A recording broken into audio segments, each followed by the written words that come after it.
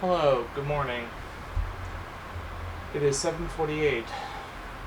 I was trying to go back to bed because I woke up at 7. I had a weird dream. But I need to say this because I just realized something that could totally be happening. And this is going to make absolutely, like, everything I've said up until this point. It's like, okay. So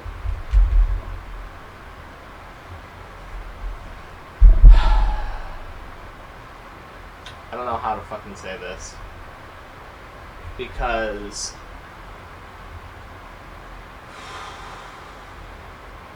this would change fucking everything. Okay, so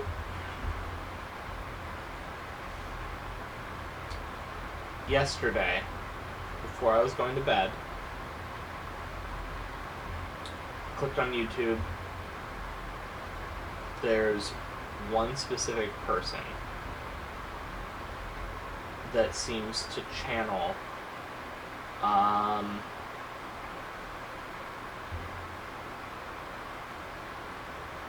really, really profound and important messages to me.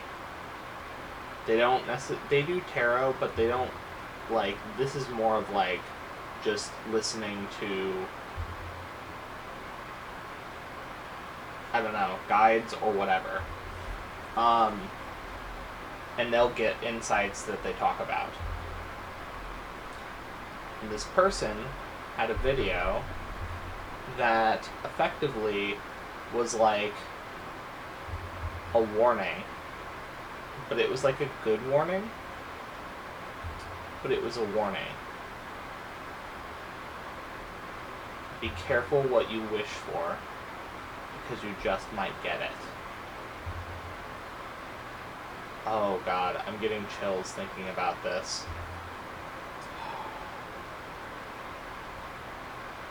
Okay.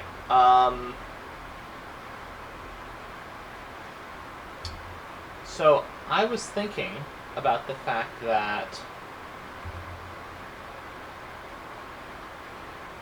what's the one thing I've been wishing for longer than anything else?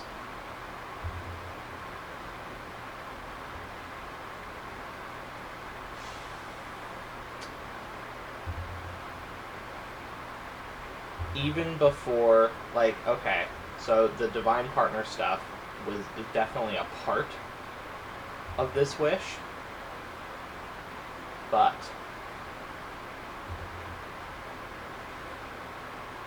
the wish I've had for most of my life was the idea that I would literally have some sort of isekai thing happen to me. Or that some sort of system would literally integrate Earth into the greater collective of, like, the universe. Both are because of all of the novels I was reading, and I just wanted to escape reality, and I just fucking hated my life, and I wanted magic. I wanted stats. I wanted to make broken builds and, build myself like a character. I wanted to, I don't know if fight monsters is the right word, but I wanted to, grind and level up and go on adventures in some sort of, like, new lands. Classic escapism fantasy stuff, right?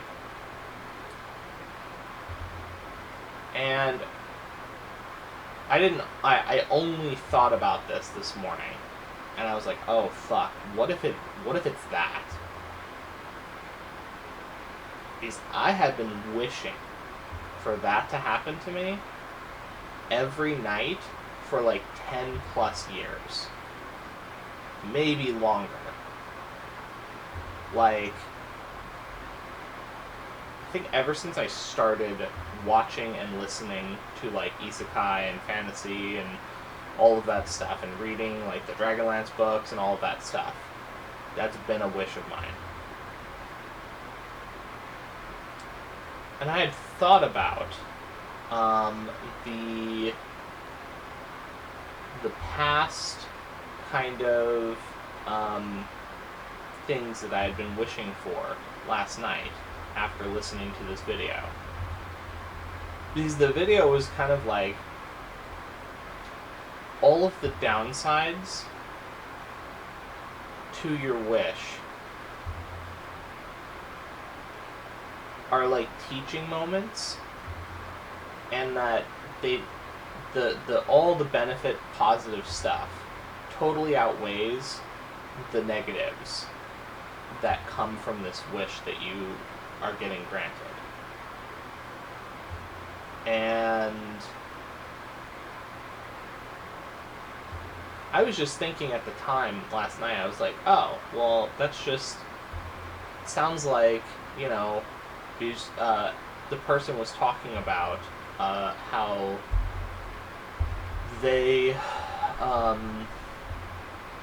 had tried to manifest a partner, and they wrote down like the partner, and basically that partner that they wrote down ended up just showing up in their life, basically like word by word. And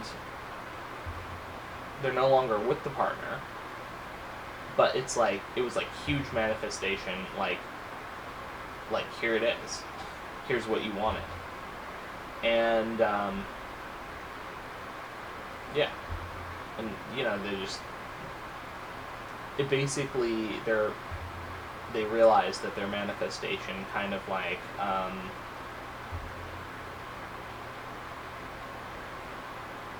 they needed to be more specific, and things that they didn't think would be deal breakers could be deal breakers, right? Because we don't necessarily know what's best for us sometimes. We think we do, but we actually don't. And I don't mean that in the like, well, you should give up your control and let other people decide. That's not what I'm talking about. It's more like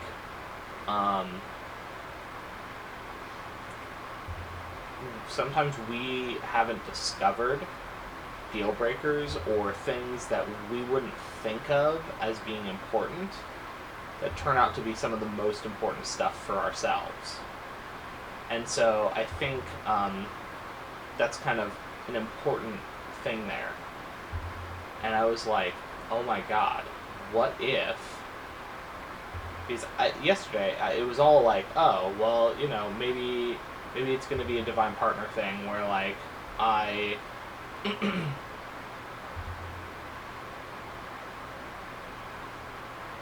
yeah, I'm basically just like, okay, you know,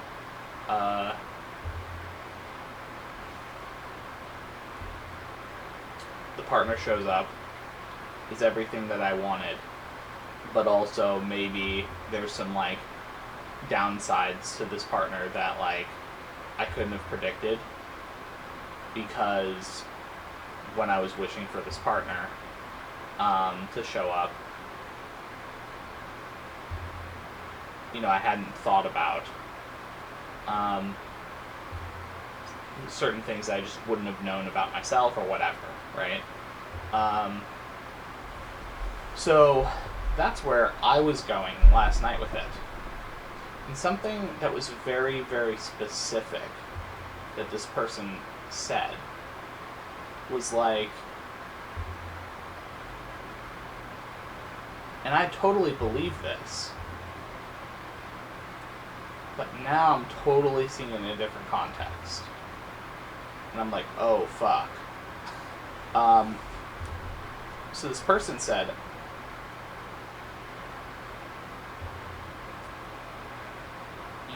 there's no way back. Once you kind of do this, you'll think back on this small period of time before it all happened, and you'll think about how you could have all of the slow down, relax, just enjoy the time you have here, how you could have enjoyed it more because you didn't fully understand what actually was going to show up. And that's by design. But it's kind of like all of the messages, all the guides, and all the stuff has been like, just slow down, relax, rest. It's fine. You've done all the work already. You don't need to keep going. You've done everything you need to do. And I'm like, yeah, okay. Like, but looking at it from this new context of, okay, let's do a what if scenario, because I know this sounds insane. What if the divine partner shows up, but also there's this weird isekai thing that happens? Like, or what if, fucking the system shows up? Now, I know this sounds like absolutely fucking crazy, but it's like, well, okay, let's think of a what if for a second. If that is the wish that I have been wishing on for a fucking long time, and it was very clear that the thing I was wishing for a long time would show up. And I'm like, oh fuck. Like, if that's what it is, then it makes so much more sense why, the spirit guides and all of this stuff was like, slow down, relax, enjoy yourself, let your inner child come out and play, just try to relax more. Well, if that's what shows up, like, number one, I'd be fucking stoked. Okay, just to be clear, like, I would fucking love to do something like that. Like, if given the chance, hell yeah, hell fucking yeah. But all the little things that seem to not make sense would suddenly make a lot of fucking sense. If it's like, why is it that I need to have a car worth of stuff?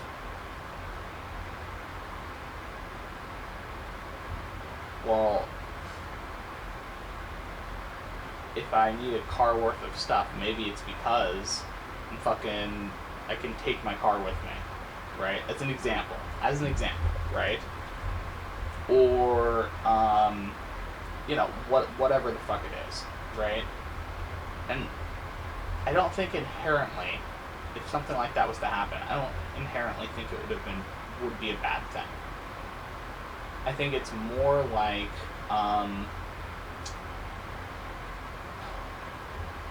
well, if something like that happened, there's no going back, right? You can't just undo and go back to the life you were living before. Now,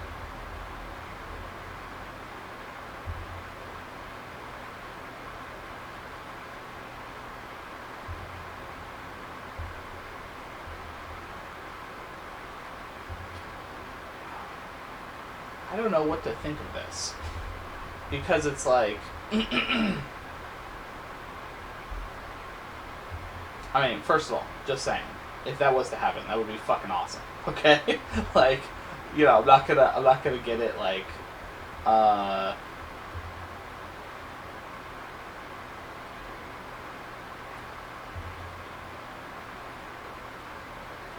I'm not going to say that I wouldn't want that to happen. But there's a lot of ramifications, right? Like, if we're trying to be, like, completely just, okay, like, you know, what is the thing that I've been wishing for? Technically, that's the thing I've been wishing for the longest. And yeah, the partner obviously was a part of it, but, like, the main thrust of it was, like, you know, the stepping through a portal, or fucking getting teleported to a new world, or going through some sort of tutorial thing, or whatever it is. That's been, like, yeah, that's a thing that I'd totally love to do.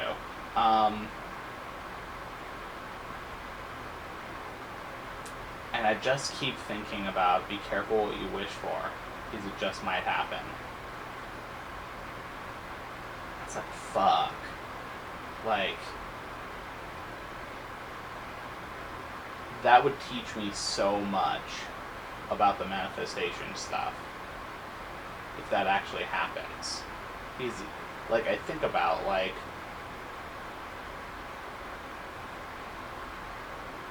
yeah, like, like, I don't know what to say. Because it's so fantastical that it's like, am I actually entertaining this idea as, like, seriously it happening? I mean, obviously I'll fucking know, right? And I guess you guys will fucking know too, because I'll just do this whole thing and then I'll either stop uploading, or in the case of, like, the system showing up, like, who the fuck knows what will happen at that point, right? But, like,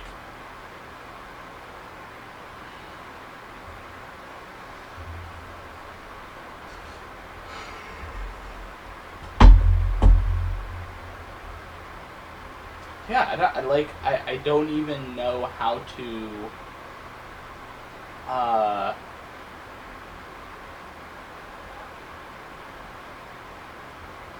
like, how can I even,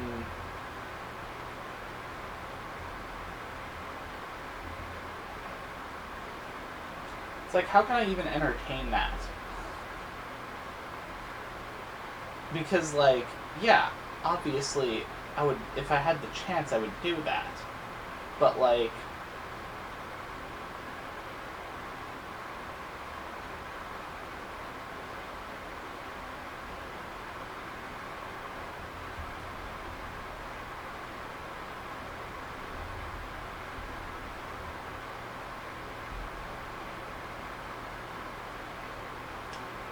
I'm just, like, trying to wrap my head around that idea being what I wished for, / what I am wishing for. Look, you know, I'm not gonna say that I wouldn't take that chance, like I've said, but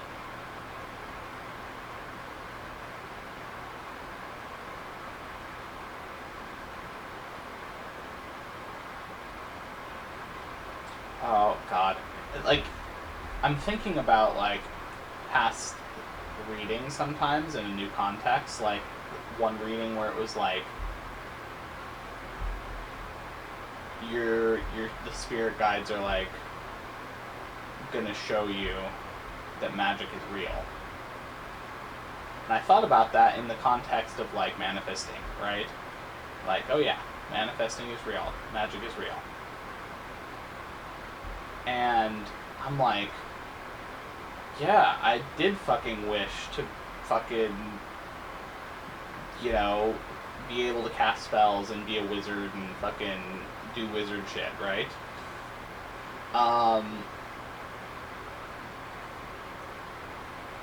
But thinking about, like, alright, what if it's literal? That, like, magic, in the, like, wizard sense, becomes real. Then I think about, like, why I named my channel The Wizard Path. Yeah, I love fucking wizards, obviously. But, like,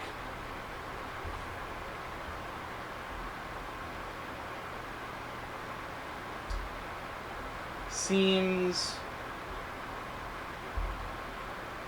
There's a lot of things where I'm like, okay, if this was to happen, then the context around what I was being given in terms of hints totally changes.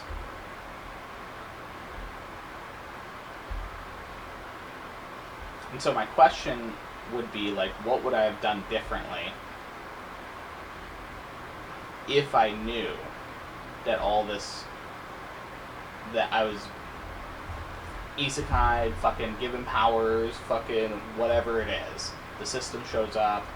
Who the fuck, like the how is not necessarily more important than the, like, what would change, right?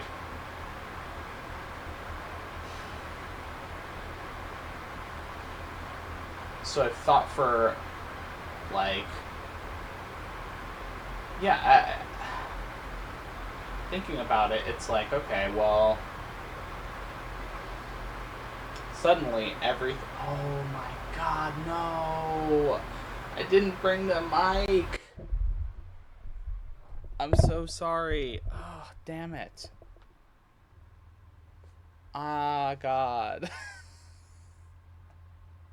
I totally forgot to turn the mic around. I'm sorry for potentially ear blasting you.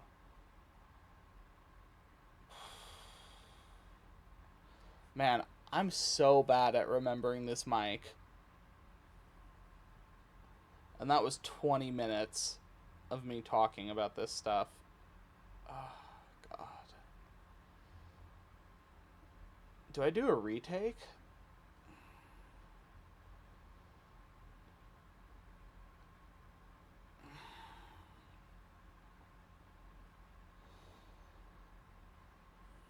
I mean, it's 8:10.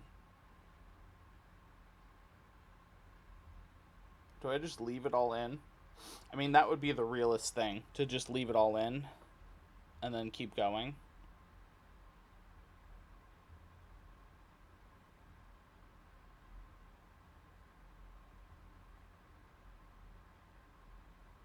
Fuck it. I'm just gonna leave it. That's gonna be so rough. I'll see if maybe I can up the volume, because I found out that I can do that, which, you know, no surprise, it's a video editing software, right? So I can probably splice, like, cut and then amplify the sound. So I will try and do that specifically for this video after, when I upload. Oh, that actually gives a new context, too, to why I feel like I should be uploading everything in advance, right? Because, I mean, if I'm literally, like, physically not here anymore at a certain point, how the fuck am I going to upload? So that's number one. Number two, now, I just want to say, to be clear, I'm assuming a lot here, right? I'm doing a lot of hand waving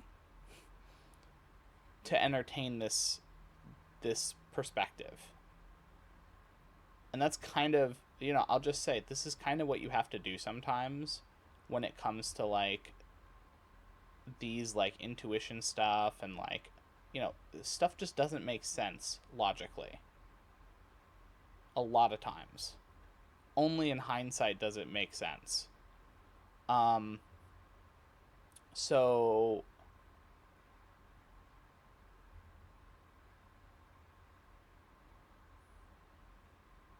So yeah. So like obviously I understand, and this is not like, to be clear, this is not me trying to predict something or whatever.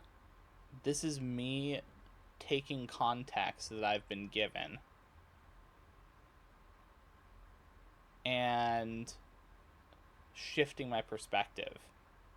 Because, I woke up and, I've been thinking about the like manifesting stuff, and this just hit me as like, oh shit, what if it was this instead?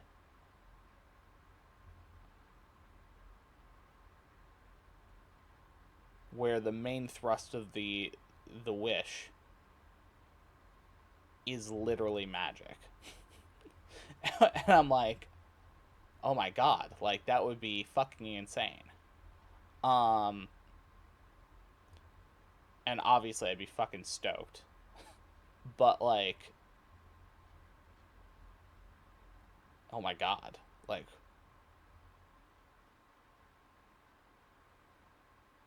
that would change the whole game. Um and I've thought about the idea of like,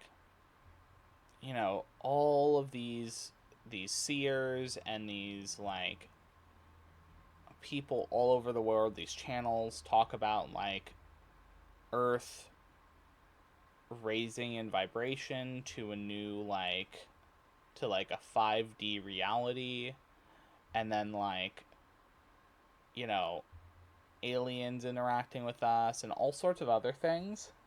And what if it literally is like, surprise, the system, that's actually what's going on? Like, how crazy would that be? And what I mean, just to be clear, for people who don't read fantasy stuff, specifically like lit RPG esque things with like numbers, the system that I'm kind of referring to is an entity of vast power that basically overlays a numerical stat sheet esque framework onto the world,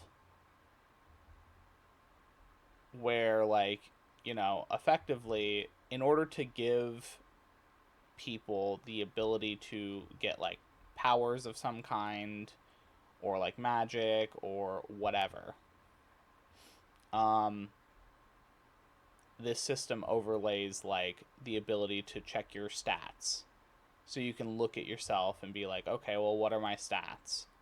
Or to, just like a D&D character sheet effectively, but in real life. And you like basically, yeah. Now I will say, in some, not all, but in some of this, um there's this idea that like there's like apocalyptic types of system integration where it's like old tech usually doesn't work. Um and I think normally the reason why this happens is not necessarily because, it's usually because of mana, basically. Mana gets introduced into the world, and then mutations start happening to people and creatures, and then you kind of have this scenario where, because mana is being introduced, in order for people to like cast spells and do wizard shit, or like in the case of people who aren't wizards, get like stronger and use like abilities and stuff like that. Um, Basically, like, stuff that works without magic and without mana doesn't work a lot of times, because mana fucks with it in some way. But yeah, so that's like the overview of like system, like coming to Earth. Which I'll say, if you want to shake up the fucking Earth, that's one way to fucking do it. Like, that would be actually insane. Now, I would hope that if something like that was to actually happen, it wouldn't go the apocalyptic route, because that's a fucking nightmare scenario. Uh, and most of the population just dies in a lot of these like novels that go the apocalyptic route. So like, obviously I'm like, nope, don't want to do that. Um, it's more like there are several books that I've read where it's more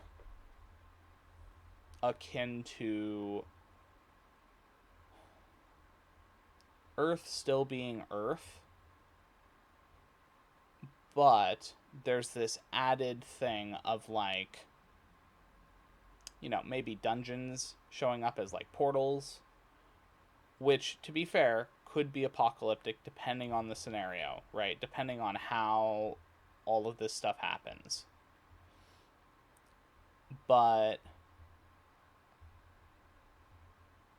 those are a bit less in the everyone dies and more in the you still effectively can function in normal like human society, but then there's this added layer of like being able to go dungeon diving as an example, or whatever. um and then there's also, whole other scenarios of like effectively everyone getting taken off the planet evolves, and we all go into some sort of training simulator to learn how the system works. So in that kind of scenario, it's like,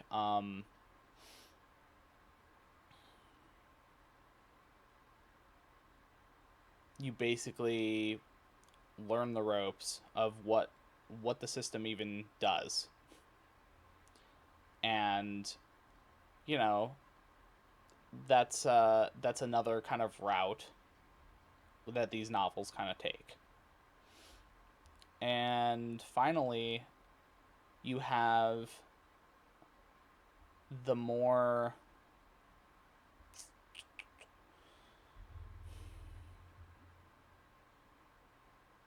gradual integration approach of like aliens show up, they're like, hey, uh your planet is slowly getting introduced to mana. We have all this tech that we can give you to like, so that you don't necessarily lose your civilization in the traditional sense. But just so you know, like, you're effectively getting introduced to the galactic, like, civilization. Because now your planet actually is going to have the resource that all the other planets have in this civilization, which is mana or some sort of, like, energy that, like, permeates these higher realms, okay?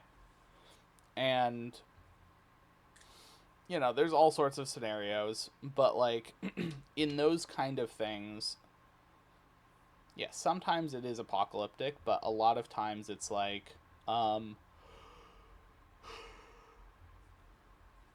Earth can just be Earth, but you get opened up to the like the ability to like fly on like ships. So there's like magitech. Um you can go to different planets, and different planets have cool things that happen with it, so Yeah. Now, the reason I'm explaining all this, number one, on the slim off chance that something like this would happen, anyone that actually watches the videos, they'll be like, cool, well, at least I have some sort of like context and I'm not like, you know, like maybe you should read a novel or two about this. Um but the more likely scenario is that this wish of mine would actually just bring me somewhere else rather than the whole world having something happen to it. Um, assuming that, we're talking about the fact that this is a wish, right? And I don't think that my wish, unless this was all like going to happen regardless, and I just got bumped into a timeline where it does. So that also could be a thing, right? Where like the the timeline that we're currently in is one where the system shows up. And maybe in a lot of other scenarios, Earth doesn't transition like that. Um, so that's also a thing, because I do think that there's like branching paths. But anyway, my what I'm kind of getting at here is that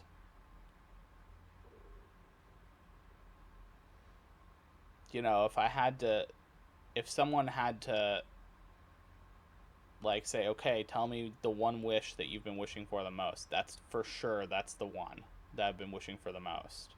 So, I think about um,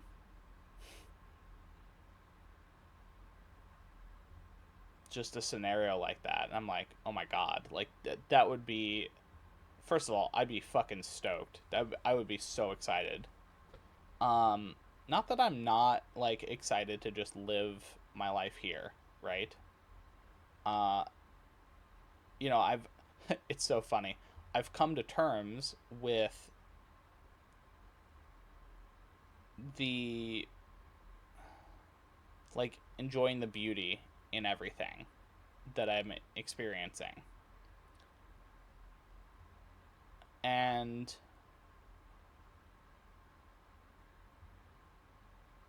if that doesn't happen, like that's totally fine. Like that's where I'm at, where it's like, yes, I have wished for that for a very long time. The kind of vision I have when it comes to like, having a partner, doing something like really great for like society or humanity or whatever, I think that's the more likely scenario. And what I mean by more likely is like if I was to give odds of some sort of isekai or system integration thing happening, it's like a 1% in the back of my head, just because I'm like, well, I want to leave myself open because that would be fucking awesome if it did, but like, yeah, leaving it open. Um but the 99% is like, I meet someone, uh we like we click in some way, and then, you know, my life changes because of that person, right? That's what I've been thinking was gonna happen. Um, so yeah, even though I'm entertaining this idea, like, I've given you the what if scenario, but um, I just felt like I should say it, even if it makes me look more insane than, whatever. Um, just because of like how like bizarre that message was, of like, be careful what you wish for because you just might get it. It's like, okay, so now I'm thinking in the back of my head like,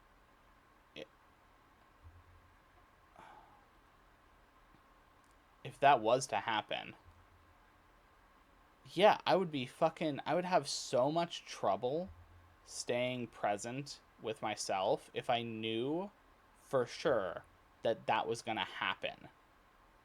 So it's like, a lot of things make sense. But, I will say, it would also make sense if I run into someone who has the ability to totally change my life in like a really positive way, like this divine partner. So, just to be clear, just because I'm entertaining the possibility doesn't mean it's the only thing. So, yeah. Anyway, I'm gonna go. I'll talk to you later. Bye. Hello. This is Tom from a little bit later because I forgot that it's 8:34. Um, I forgot that I wanted to do my dream. I got so focused on and tunnel visioned on the oh god, uh, the like fantasy system integration stuff that I haven't talked about the interesting dream I had. Sorry, I'm just writing down 94. Okay. I forgot to title my dream. Excuse me. So my dream. What a weird dream I had here. So first, I dreamed of specific people. So Thorin and Faker from League of Legends. Thorin is a caster for like Brood War, StarCraft Brood War wars, and he transitioned into he did a lot of CS:GO stuff, and then he also did League of Legends like analytical stuff for a while. And he still does League of Legends stuff. He's one of the longer content creators that has talked about League. But anyway, it's interesting that they both showed up in the same dream. But so there was this like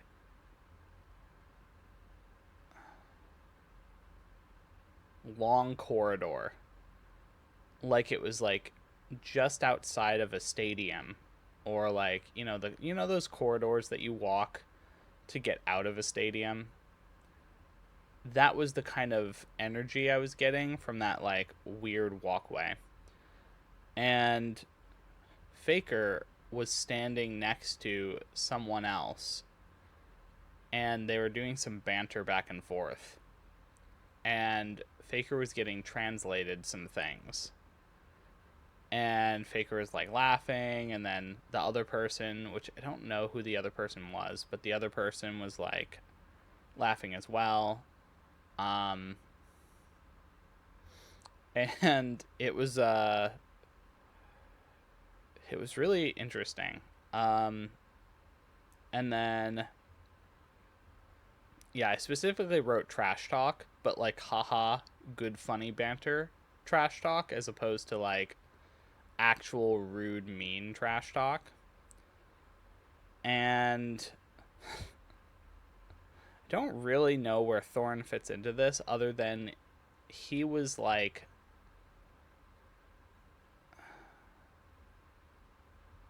it was like he was gonna cast something or whatever. But he was at the stadium area. And I was there at one point, and then I left with my car. And for some reason, this stadium, there was a huge amount of woods in between me and this like stadium, I guess. We're like driving out of it. It was just wooded area. And so I'm driving with my car and I don't know where I end up, but I just remember needing to go back for some reason. And as I'm going back, there's just cats on the road. There's so many cats. There's little small guys, there's big guys. But there's just it was like an ungodly amount of cats. Um and so I'm like shooing them off the road and then get back in my car. I picked up a few, just to, like, pet them and then put them back down. And then I get to this part where, like, I'm kind of near the, like, cave to get into this stadium. And there's a bear literally, like, waiting to ambush me in the trees. And I'm like, what? And I just remember getting this, like, small tidbit of information that bears love to ambush from the trees. I'm like, why? What? Like, that makes no sense at all. But whatever. So the one bear, I spotted it way in advance. And so the one bear jumped down and started kind of, like, wandering towards me, bear style. And I remember, like, using a bear roar to, like, get it to just, like, fuck off. And it just kind of, like, looked at me and then kind of backed off. But its buddy was trying to pincer me from behind. And I, like, pivot myself to where they both, like, meet up. And they're not pincering me anymore. And so I slowly start backing towards my car. I'm a little bit, like, concerned, but I don't do a full-on sprint or anything. I just keep roaring at them. And they keep, like, staying their distance. And then I get in my car. And then I know I'm safe at that point. But, like, yeah, it was like, what the heck is this? This is crazy.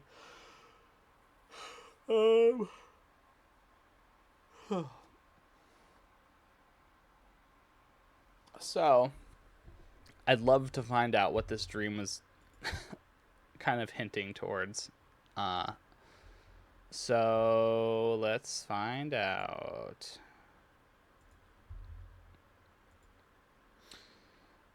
Let's see. I'm going to start with esports.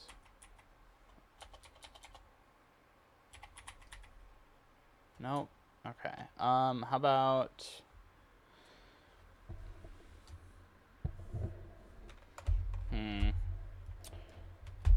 sorry, I'm dragging my keyboard. Okay. What about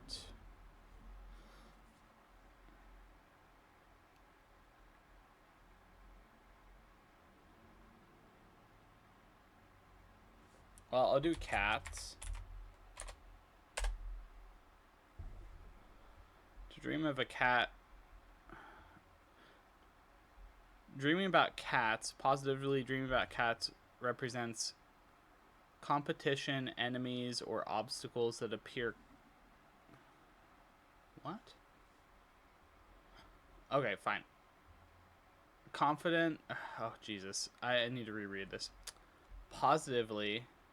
Well, okay, fuck. I'm going to read the first paragraph.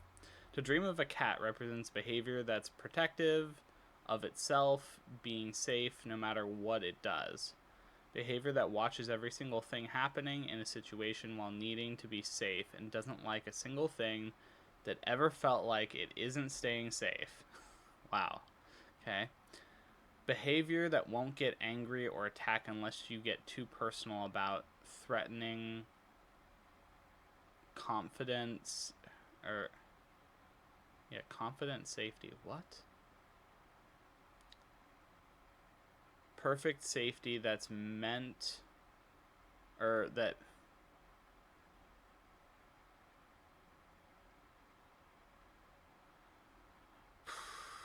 man, these sentences are rough.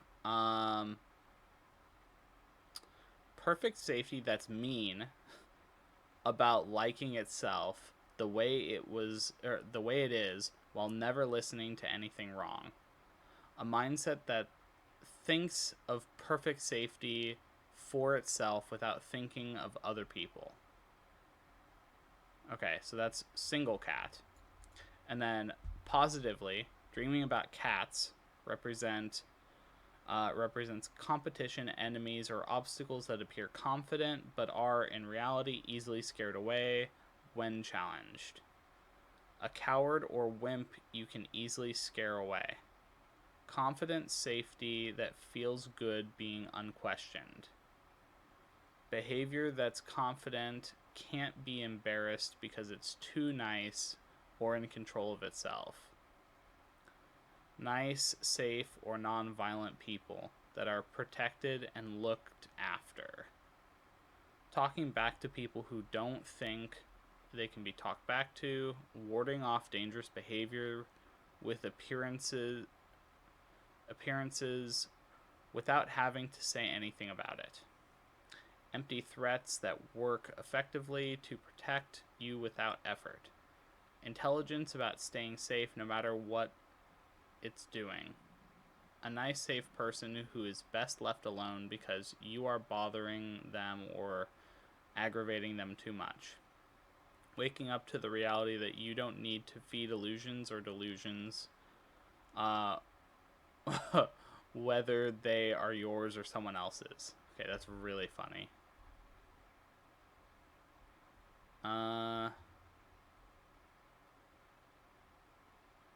What the fuck? Jesus, this paragraph. Cats are often one of the worst symbols a person can dream about because the very problem they symbolize may be too hard or scary for a person's ego to challenge or to change. Illusions or delusions. Nobody wants to admit to themselves that they are more scared than they let on to others. Nobody wants to see themselves as accepting themselves as a sissy. What?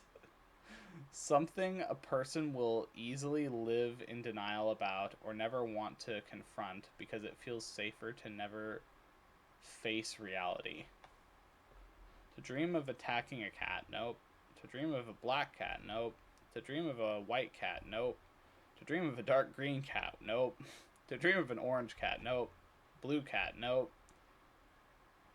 God may be reflected in dreams as a... Okay, nope. Blue. Gray cat. No. No. What is up with this sissy thing? There's like so many sentences where they talk about sissies. I'm like, what? It's so weird. Okay, now I kind of want to, like, I'm going to do the karma dream meaning thing from this dream journal. Wait, what? Dream symbol. Okay, cats. Now I want, like, psychological interpretation of cats. This is from the Dream Journal Ultimate or whatever. Dreamjournal.co /dream symbols. /dream dash symbols. Okay, so Dream of Cats often carries rich or varied symbolism, tapping into both our conscious and unconscious minds. Psychologically, cats can represent independence, intuition, and feminine energy, reflecting qualities you may be embracing or need to explore within yourself. Because cats are often seen as mysterious and graceful creatures, dreaming of them might suggest you are navigating subtle emotions or situations that require you to trust your instincts and be more attuned to your inner voice. Additionally, cats can embody a sense of playfulness and curiosity, encouraging you to engage with life's surprises in a lighthearted way. Okay, so this sounds way more reasonable than whatever the fuck I just read before. Uh, and I'm not trying to cherry pick, but like sometimes these sentences and this structure, it's like I can feel the bias oozing out of like this person, whoever wrote this, does not like cats and dreams because it's like they have a very specific connotation of what a cat means. Um, okay. From a deeper psychological perspective, cats in dreams may also highlight your relationship with your own autonomy and boundaries. For instance, a calm friend a calm, friendly cat may symbolize comfort with your own independence and self expression, whereas a hissing or aggressive cat could indicate underlying fears, unresolved conflicts, or feelings of vulnerability in your waking life. Feminine archetypes linked to cats suggest a connection to creativity, sensuality, and nurturing aspects as well. Overall, these dreams invite you to reflect on how you balance your social interactions with your need for personal freedom and how you honor the intuitive wisdom that guides you. Embracing these insights can lead to greater self-understanding and emotional harmony. Okay. I'm not going to lie, this kind of sounded a little bit like an AI towards the end there. um because afterwards there's a key considerations. And this is such a classic AI thing of like they do this interpretation thing and then afterwards they do the key considerations. Consider your personal association with cats. Reflect on recent events that may connect this to this symbol. Notice the emotions you felt during the dream. Keep a dream journal to track reoccurring patterns. So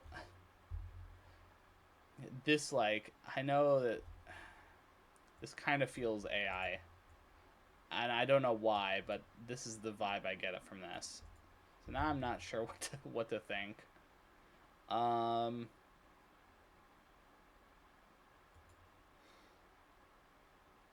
yeah, this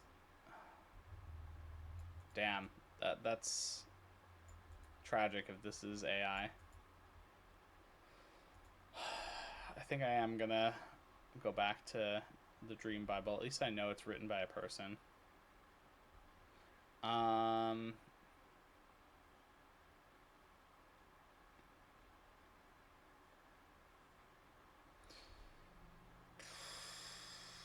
yeah, I don't know what to say about this. What does the cats mean?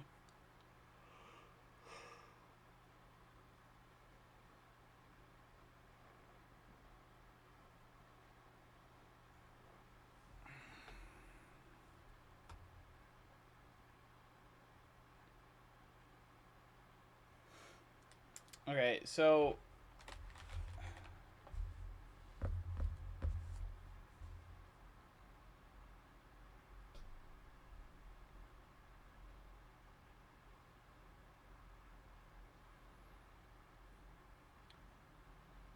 these cats weren't aggressive.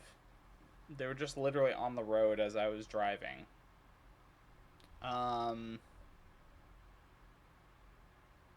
and they all kind of moved out of the way as I was moving my vehicle. But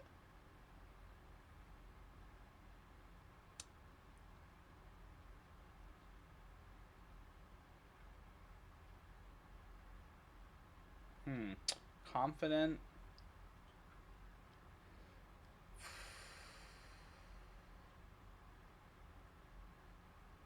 Hmm,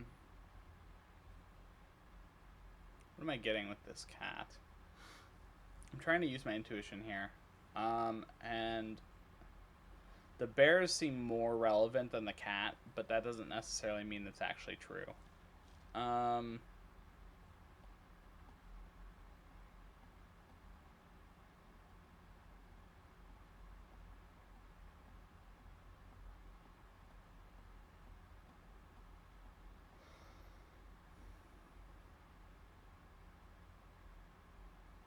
hmm.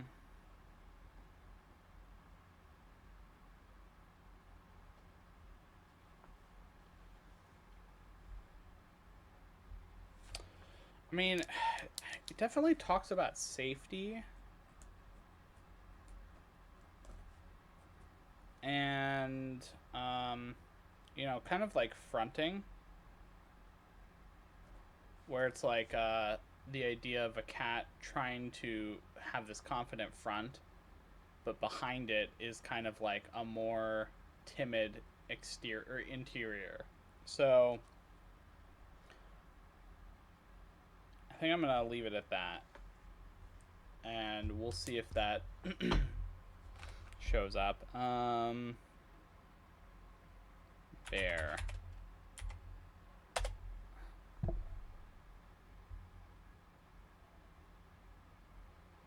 Okay, to see a bear in a dream represents an aspect of yourself that is aggressively independent or that doesn't like to share. You or someone else that likes to do things all on their own, not liking other ideas or other people interfering with you.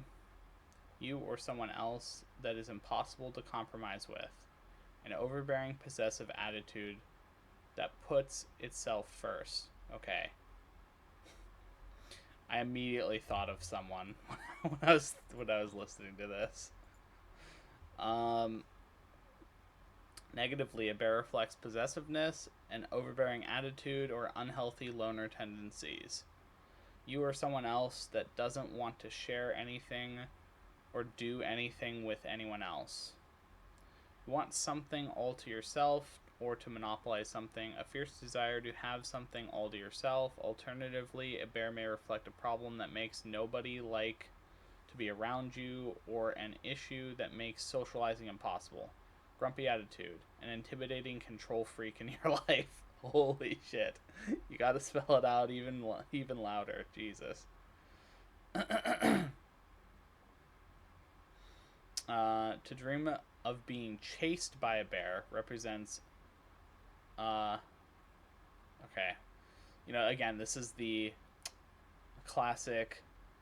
This is a human, so the human is making some pretty massive mistakes on their writing.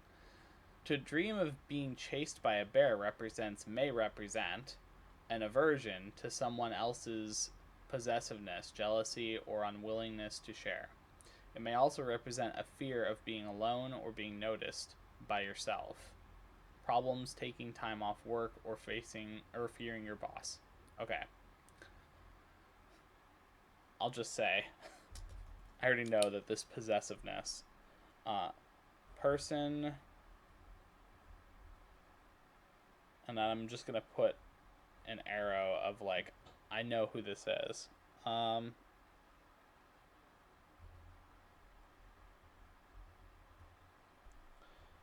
Who is possessive over my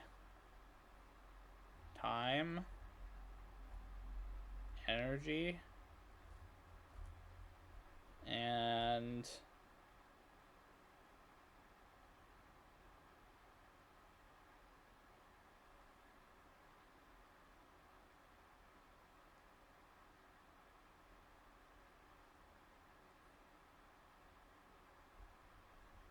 thoughts.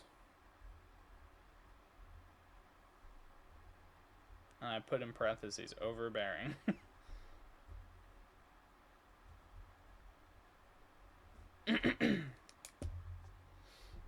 That makes a lot of sense.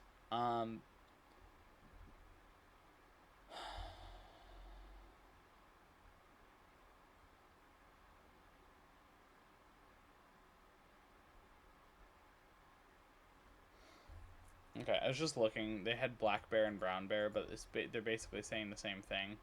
The black bear sounds more like fear. Uh, to be fair, these guys were brown bears. These two that I was interacting with. Um, but the brown bear one is basically the literal same thing I just read. So I don't know.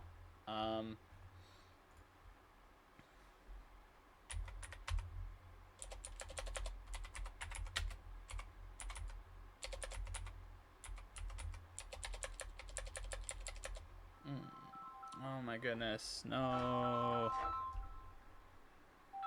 dude.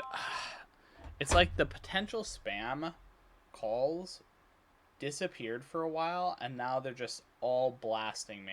I've gotten like 5 or 6 in the past like 3 days, or it's like each day I get 5 or 6 is what I'm saying. Um, but just like over the past 3 days, I just get so many calls. It's so annoying. I don't know what triggered them again.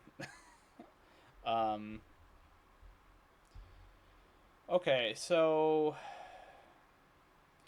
I don't know how to look up this esports faker Thorin thing. They seemed like the end goal that I was trying to make it to.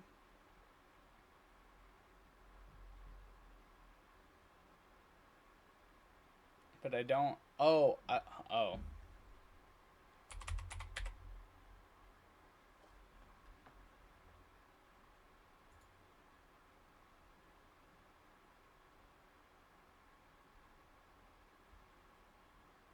Okay.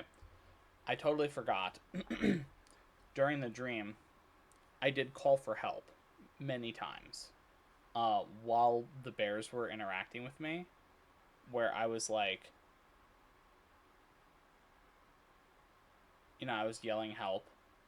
No one answered. So I'm like, well, fuck it. If no one's going to answer, I'll just do it myself. And it was literally like, I like roared at the fucking bears several times to keep them away from me while I got in my car. So, to dream of needing or asking for help represents feelings of being lost, overwhelmed, or inadequate in some way. Okay, so I do think this like lost slash overwhelmed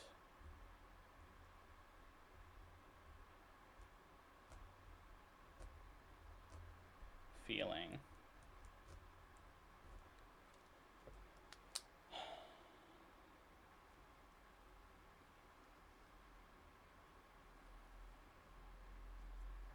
um okay, so negatively, needing help in a dream may be a sign that you are not being vocal enough or trying hard enough to get people's attention focused on your problems. Silently suffering about or with your problems, being too introverted about your problems, feelings about observing dishonesty that helps to avoid unpleasant consequences, awareness of lies or cheating, assi- uh, assisting your life, excuses used for avoidance. Yeah, I mean, I definitely not vocalizing um my problems to others. Okay. I definitely agree with that, where it's like I've been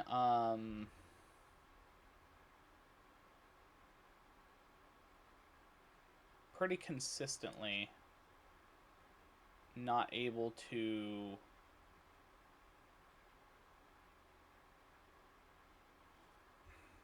well, it's like the the issues that I'm facing are really deep when it comes to like I understand it's something that no one else can really help me with. So vocalizing them is not really gonna do anything. Which is why I don't vocalize them to the people around me, because it's like, if I say, hey, there's a I feel like there's a 1% chance I'm gonna fucking get isekai'd. What should I do to be prepared? Well, what the fuck are they gonna say? Like, they're gonna be like, well, you're crazy. Uh, and of course you're not gonna get isekai'd, right? But they don't understand that, like, yeah, obviously logically it doesn't make sense. Does that mean that it can't happen? No. And that's kind of the thing, where it's like, they firmly believe, and I say they, I'm just talking about, like, the people around me in general, not just my roommates, but, like, all my friends. Ironically, there is one friend that I think might entertain the idea, but there's a whole host of problems with that. But yeah, it's like, I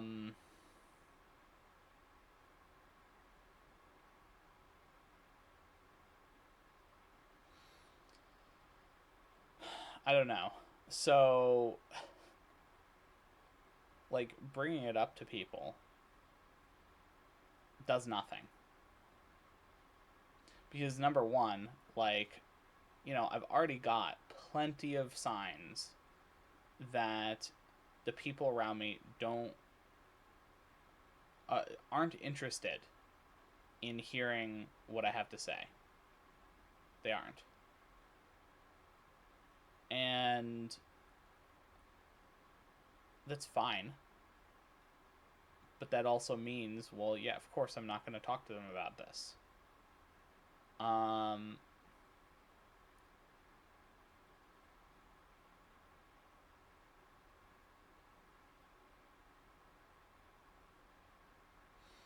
it's kind of like,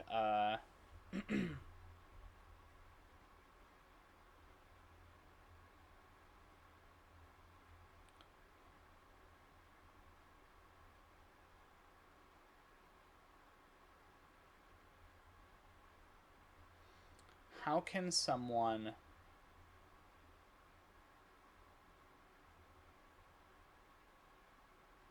hmm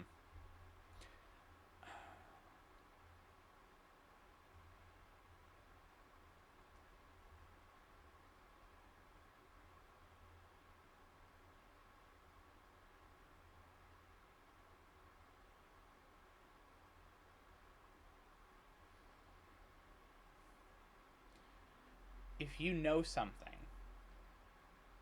internally, but externally it makes no sense, the people who are willing to do the presupposition that, okay, so you know this thing, let's talk about it, those are people that truly are like ride and die people,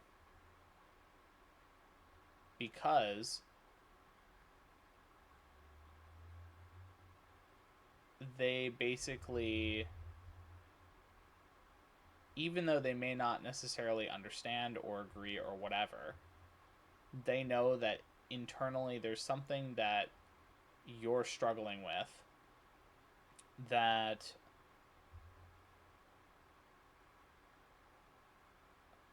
basically you need to kind of talk about in some way. And, I love my roommates. They're not that. Because, there's consistent judgment whenever I bring stuff up that doesn't fit their worldview. And there's nothing wrong with that. It's just the way it is. So,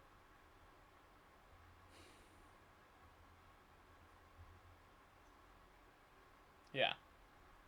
Um, just means that it's like it's another reason.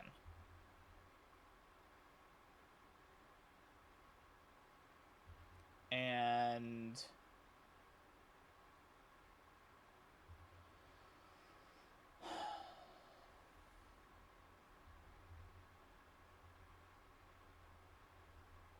I don't think any differently of them. I don't think, it doesn't it doesn't change my perspective. But coming to this, like, just talking about it and coming to this realization, it's like, oh yeah, like, that actually makes a lot of sense. That, like, when I get constant feedback that, you know, is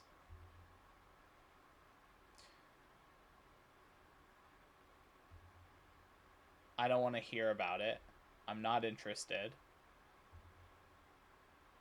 Um, and even the smaller stuff that isn't in this realm of stuff, it's like, I don't want to know. I don't care.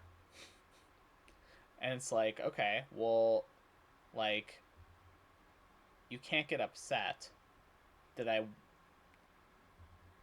don't talk about stuff if you're not interested in hearing the stuff I want to talk about, right? Um, so it's like I just know where I know where the people stand on it. Um, and again, we run through all sorts of different people throughout our lives, and there's nothing wrong with having that stance.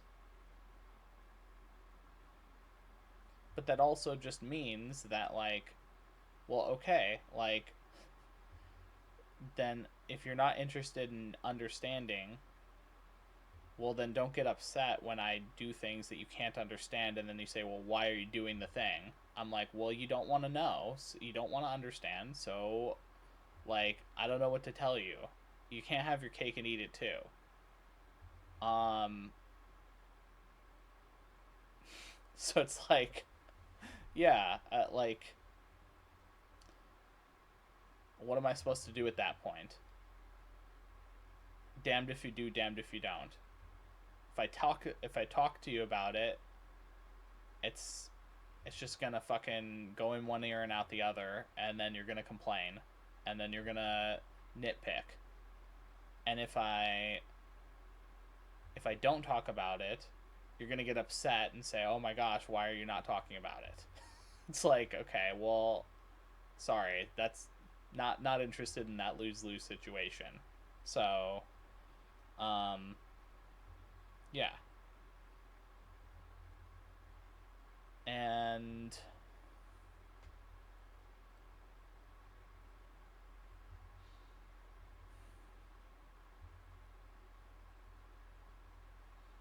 doesn't mean I don't care. Doesn't mean I don't love them. Doesn't mean that I can't, be really good friends with them.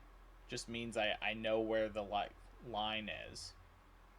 And with the friendships that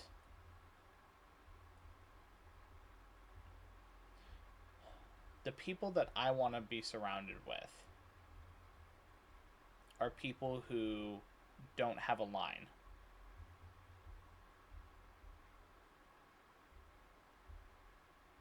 The people that are willing to open up about themselves fully and be open to having someone else open up to them. And, for not no judgment, just um experiencing each other, uh, without barriers, without lines, without whatever. And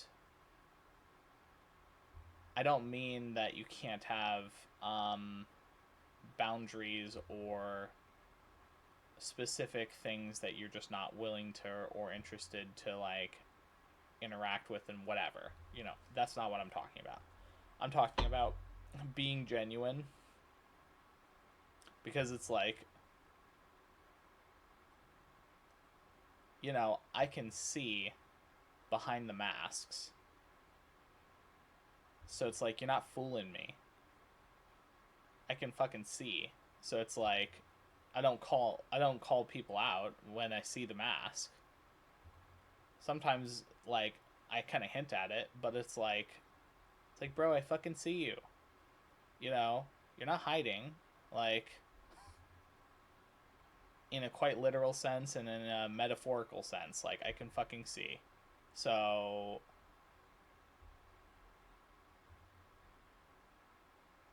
you know, um,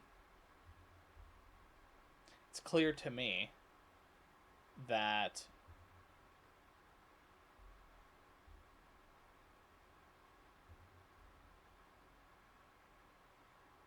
you genuinely think a certain way. And I say you, but like in the context of like, the friends, the roommates, the whatever, right? Um it's like, yeah, yeah, it's so obvious to me that like you're holding your true thoughts behind like the mask, and I can see what your true thoughts are, and it's like, okay, like, yeah, of course I would be annoyed that like you're thinking that you're getting the wool over my eyes. It's like, you're not. Like, sorry. Sorry that I can see through your fucking mask. Like, Um but at the same time, it's like, I understand that the mask is protecting. The mask is how most people interact in the world. And so, there's nothing wrong with having a mask. It's just that's not the type of relationships that I want to have in my life right now. And I'm aware that that's a lot to ask of other people, which is why it's not fair for me to ask that of people who are not ready to have their mask taken off. So it's like, I'm aware of my needs, and I'm aware of everyone else's needs around me. And so that's why it's like a twofold kind of thing, where I'm doing it for myself and I'm also doing it for those around me, like my decision making. And a lot of times the people around me just won't understand because they can't see the things I see. And I try to explain it, and it's just like, again, it's I either don't want to listen, or I don't understand, or maybe I understand but I don't really want to understand, so I'm just gonna pretend I don't understand, you know. Um, and yeah, so it's like, okay, like, there's no point in explaining it. And it's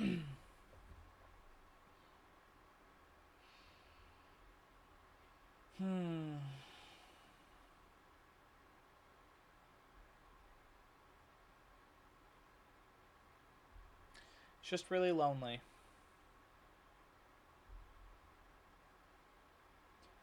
because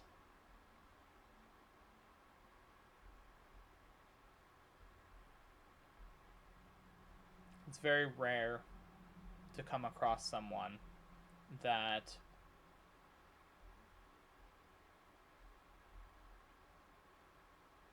can both understand and is willing to take the time to understand.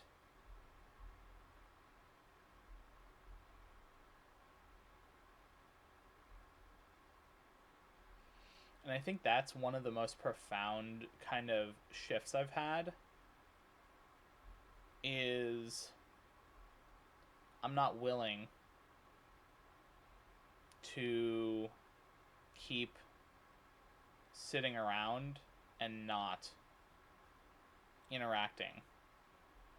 You know, sorry, I'm not gonna try and make other people feel comfortable at my expense. If we can both be comfortable, that's great. if if me being myself makes other people feel uncomfortable, then means that we shouldn't be interacting, or I just need to like do something else. Because obviously, like, for my specific situation, like, that makes sense. So,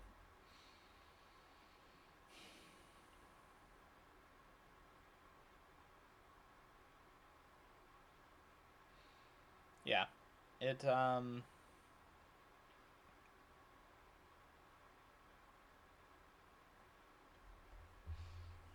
it's tough because you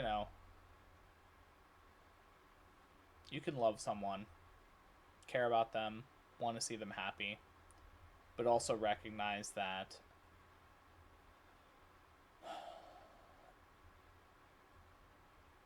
it's not healthy for either of you to be in a situation,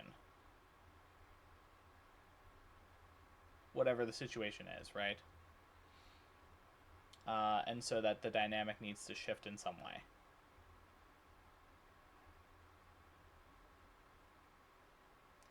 And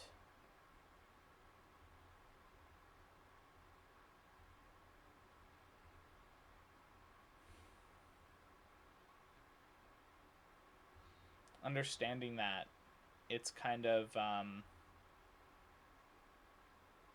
it's tough because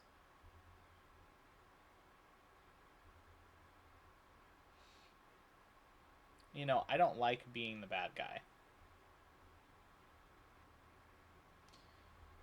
I don't like being misunderstood. I don't like having to over explain myself all the fucking time. It's like, why are you making this decision? Well, I actually spent like fucking 10 hours deciding on this, but I'm not going to be able to run you through every fucking thing that I thought of and why I thought of it and how I got to my conclusion. Because if I did, we would be here all day and you'd get bored and blah blah blah whatever, right? Um but if I don't say anything, then it's like, well, they're going to come to their own conclusions, whoever it is, right? I'm not just specifically pointing out a specific person. This just happens all the time where it's like, you know, there's again the damned if you do, damned if you don't. You either explain yourself and people still don't get it, or you don't explain yourself and then people are like, why aren't you explaining yourself? So it's like, all right, fuck it. If I'm gonna be like misunderstood either way, I might as well just be misunderstood in like a way that saves the most energy, right? So that's why it's like, okay, no need to explain, and I get to choose when I'm gonna explain things. So like I had a conversation that was like a 3 or 3.5 hour conversation yesterday with someone that was like, it was really good. And at the end, I think genuinely the person understood something fundamental. And it's like, yeah, that's the type of conversation I want to have. And it's no surprise that during the 3 hour conversation, the roommates like didn't want to hear it and walked away, left, got annoyed that we were having this long conversation. It's like, yeah, okay, like, I'm sorry that we're having this long conversation that we're enjoying. But this is also a perfect like showcase of why, like, you wonder why this isn't going to work. Well, if that's the kind of conversation I want to have, it's not fair to subject you to something you don't want. And so yeah, of course, like, because I care, I'm aware that like I'm just not a good fit anymore because I'm not shrinking myself down to fit in the box. And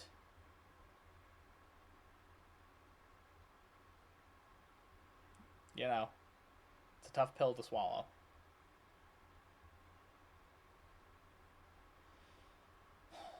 And again, it doesn't mean that I don't love them. It doesn't mean that I don't care about them. And it's exactly because I care and because I love that I have to do what I'm doing. And be incredibly drastic about it too, where it's just like, yeah, even if I have no place to go, I'm gonna have to move out because it's just like untenable. Now I know that I am gonna have a place to go. I just don't know what it's gonna look like. But like, yeah,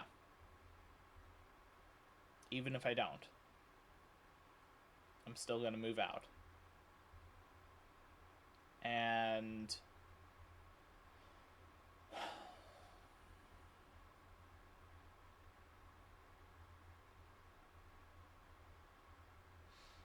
I had a shower conversation with myself about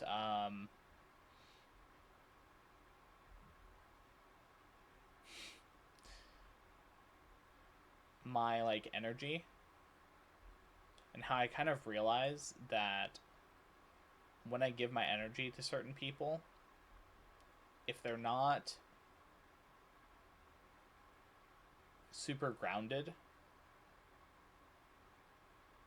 I understand that my energy can feel like almost like crack in a way, where it's like it feels really good and it's addicting. And in the past, I didn't really fully understand that. And so when I'd interact with people, I didn't really get why over time people would become possessive over my time and energy. I just didn't understand. And now I do. It's like, oh, I get it. It's literally like a drug.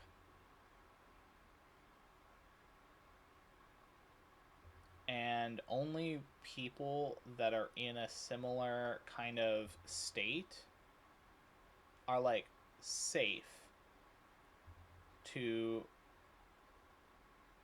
exchange energy because they also have an energy of like a similar kind of consistency.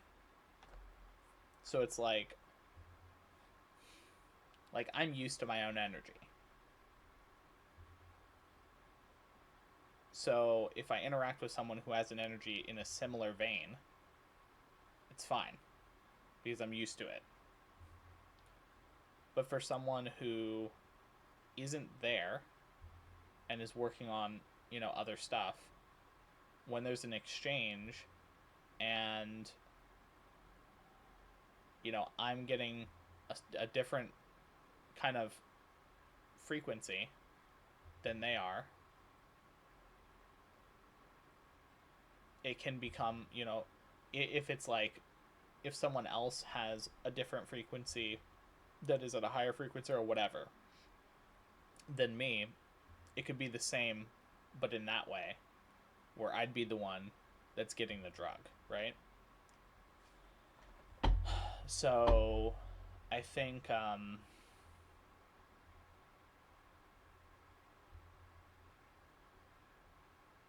it's something I've realized where I'm like, oh wow, that's like, it's interesting that that even is a thing, because I've seen it and I've had plenty of past experiences with it. Um, I just didn't connect the dots. I just thought, oh, well, like, I don't know. I don't know what to say on that. But, oh my gosh, it's been 55 minutes and I've been talking. Um,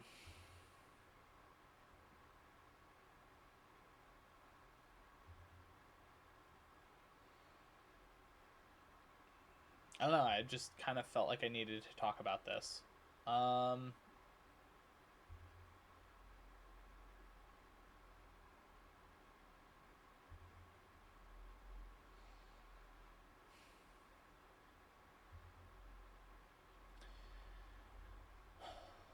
I think.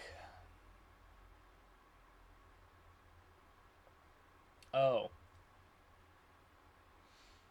well, I don't think that's something I'm gonna. Yeah, it's not my problem. I kind of, I was thinking about like, there was the mention of this other person that potentially in the past, um, wanted to move in, that didn't, and I can tell that one of the roommates wants this roommate to show up, or this potential roommate to show up instead of the person that the friend of mine. And it was in that like very like, hey, I think we should do this. And then the other two roommates were kind of like, whatever. And I'm like, oh, yeah, I can totally see that being like, it's not my problem, because they get to pick who they want to be living with them, right? Um, I presented an option. If they decide that they're not interested, that's totally fine, right? And if they decide they are interested, that's also fine. I don't really have any stake in the game here. But it was it was interesting, the response that I saw, where it was like, hey, by the way, there's a friend. And I get the feeling that I think it's more the friend of the roommate who brought it up, as opposed to maybe the friend of the other two. But I can't be sure, but like that's the vibe I got. Um, and I think the other two do like the friend that I introduced. It's not that the third roommate doesn't like that person, but I do also think that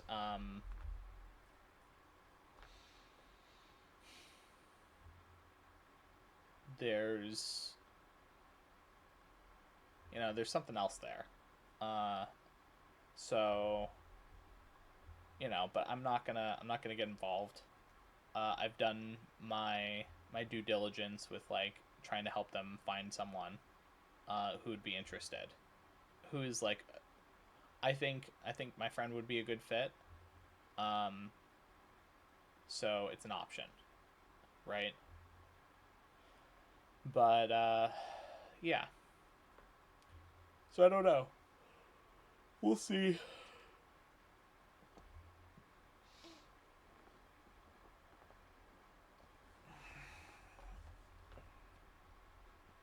I think oh, I will say. So the I did get some confirmation yesterday when I was talking to the friend that showed up to stay at the house.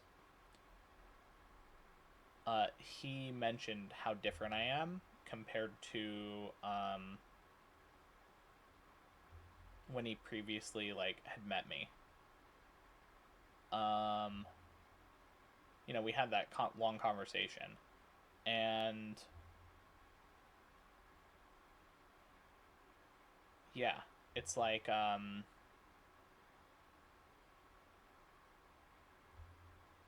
we talked at a very meta level about reality, which I think he talked about how he really likes that kind of stuff, uh, which is great. I think more people should be like interested in the mechanics behind how we do things, um, and just philosophy and kind of like that kind of stuff. But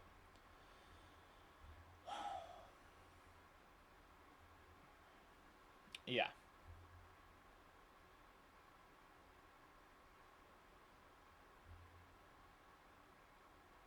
I don't know. I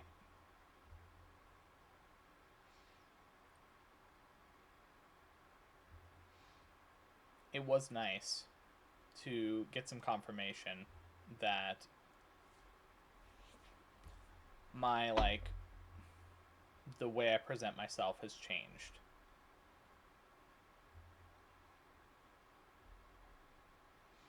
I think he also kind of recognizes why um, the way I present myself energy wise can like rub off the wrong way with people. And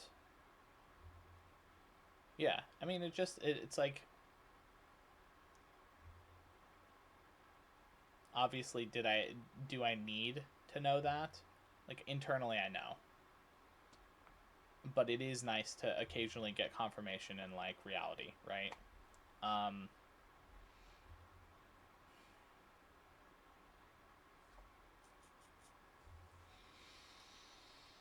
hmm it's Friday. I need to pack.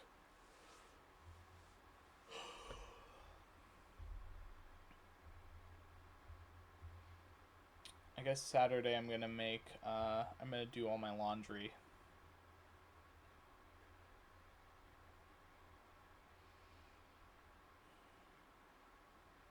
Why is it that I feel like I still have something I need to say? I don't understand what it is. Um,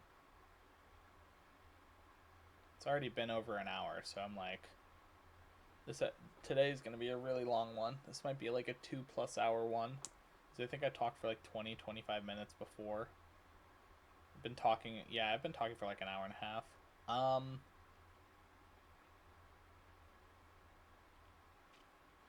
I guess the only thing that I kind of want to bring back up is what I was talking about before.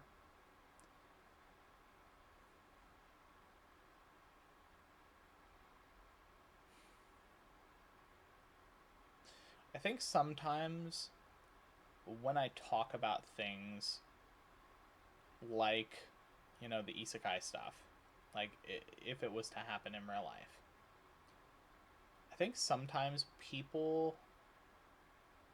one of the biggest misunderstandings that tend to happen with me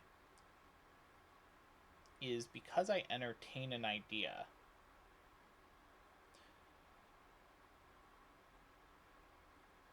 it's almost like the person thinks the person I'm talking to thinks that the act of entertaining the idea means I fully believe the idea I'm entertaining.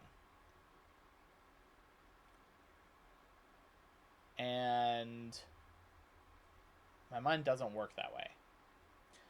I kind of do the taste testing method of ideas, where I take an idea, I taste a little bit of it, let myself process the taste, and then say, okay, well, if this was my perspective, what would it be like? And then I put it down, and then I taste a different idea. And then what happens is, once I've tasted all the ideas within a certain thing, I come up with a crystallized, like, conglomeration of the parts that I liked about each of the ideas I tasted. And then I come up with effectively my own flavor that encompasses the parts I liked. And then that's the idea that I go with, not whatever I was tasting or testing in this case. So, like, bringing up the idea of, like, okay, well, what if?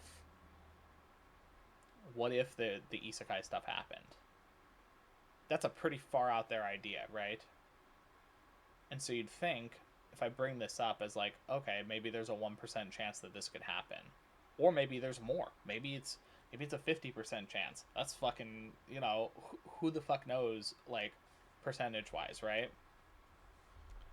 Saying that doesn't necessarily mean that I am married to the idea. It just means that I'm being open to the possibility.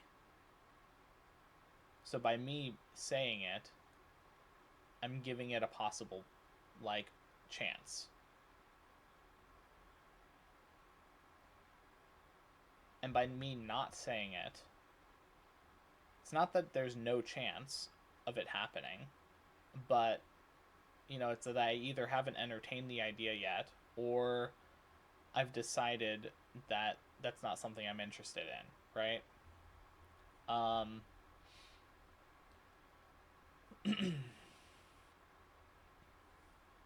And so I think, keep this in mind when you're watching a lot of the stuff that I bring up, because I'm doing, like, real time, like, I'm basically, a lot of what I'm saying is stuff that I normally would just let process in my head. And so I'm giving you the raw, unfiltered, like, glimpse into how my mind is operating.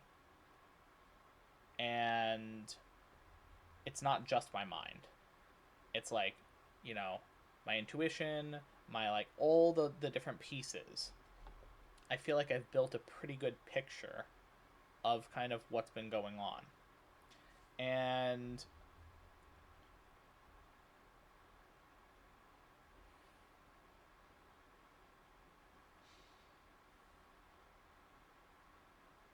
I don't know, I think that's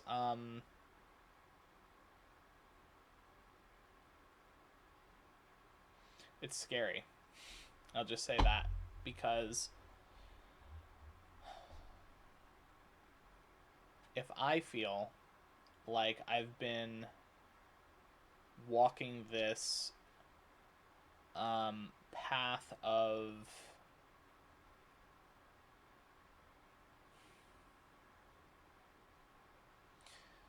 the thing that kept popping up is insanity, but it's like, I don't I don't think that's really it. It's more of, like, to an outside perspective, saying all the things that I say and have said.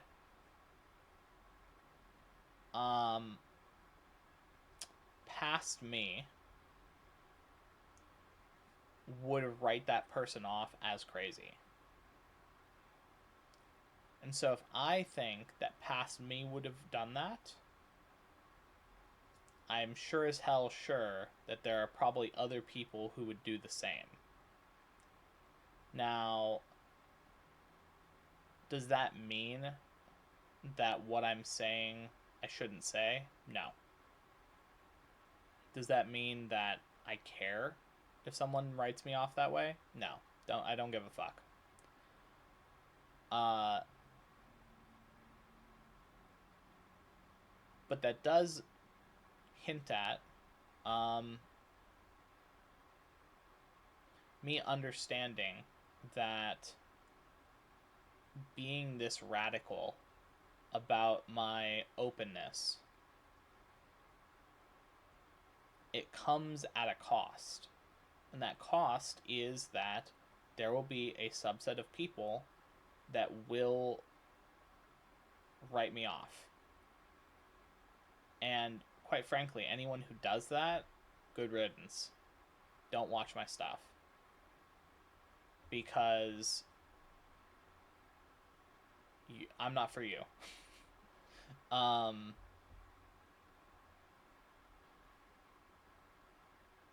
and for the people who do watch and understand the underlying thing that I'm kind of trying to hint at with a lot of this, good for you.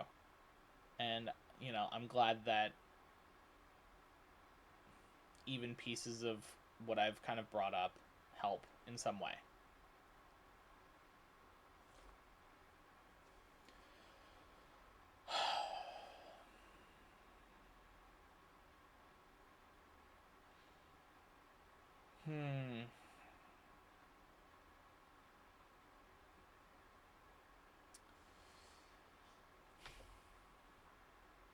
What do I even do? It's like,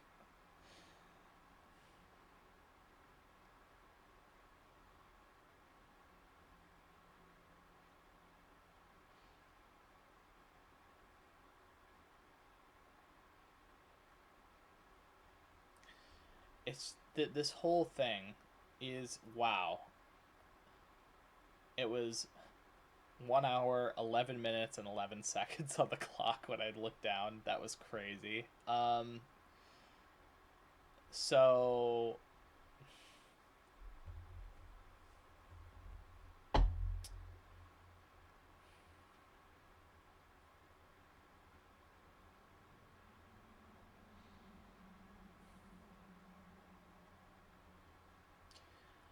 I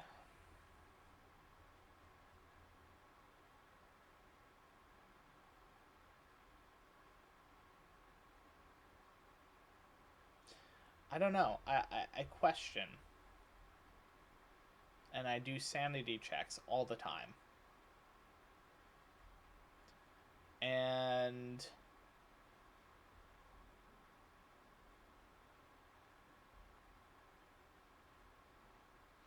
logically, a lot of what I do doesn't make any sense, even to me.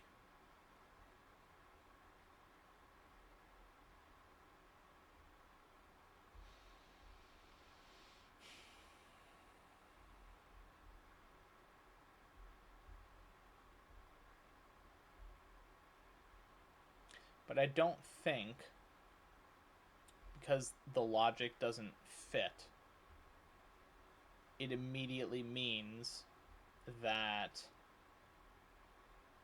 there isn't a sense of saneness. And I think being sane is all about perspective, which is bizarre, but I think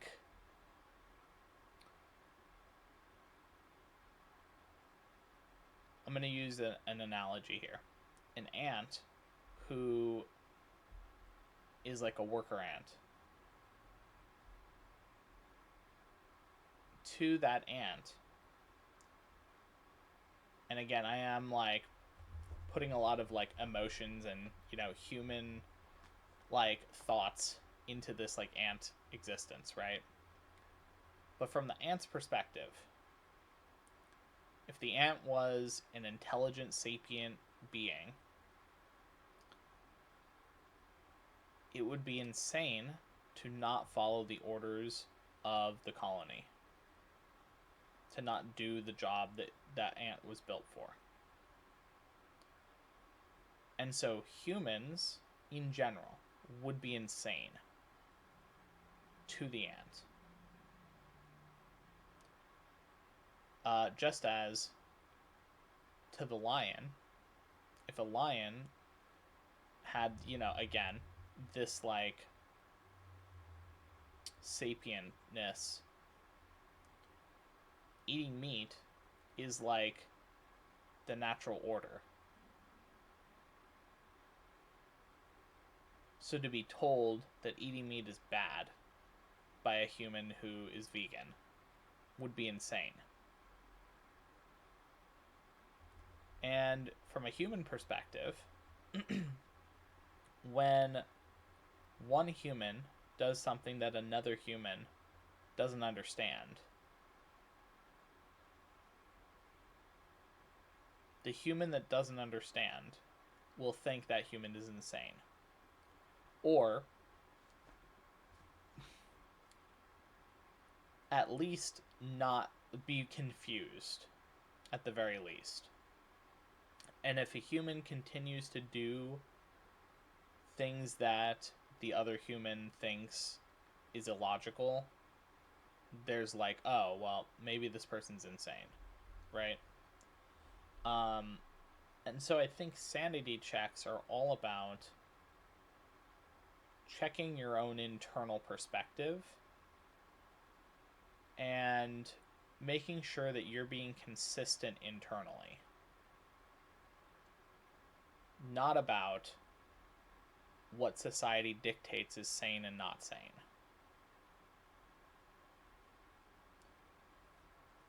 Because the moment you marry yourself to a societal expectation or a group collective expectation or whatever it is, friends, family, coworkers, an example, at a job, it is sane within the job perspective to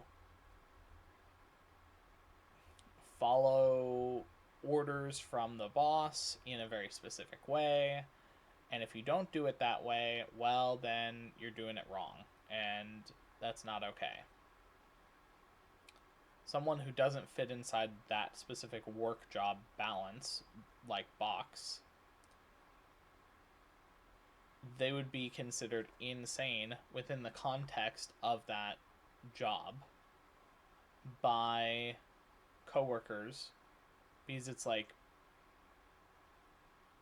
Ron, you're supposed to double and triple stamp the sheets that go out to the boss. You didn't do that. That's crazy. Why wouldn't you do that? This is what we're supposed to do. Ron out here is like, you guys are insane for having to triple stamp any paper that you give to the boss. Like, what the fuck is that? That's not sane at all. Both people think the other people is insane from this perspective, right? And so, my point is that it's important to internally check your sanity from your perspective. If your logic inside is, and what I mean by logic is not, sometimes it's not even literal logic.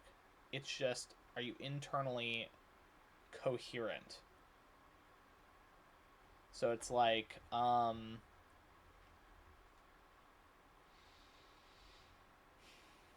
you taking actions from a place of impulse, or are you taking actions from a place of understanding?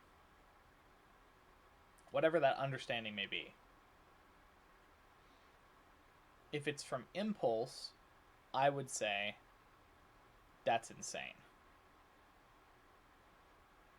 Because you're not actually understanding why you're doing what you're doing.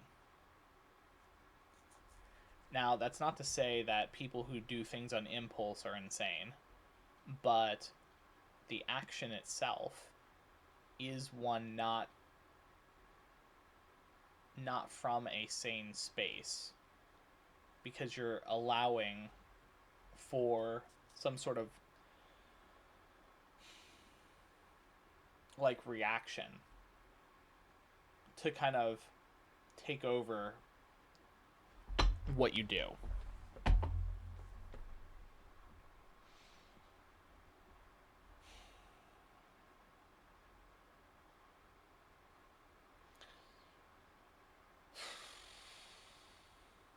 I'm just thinking of how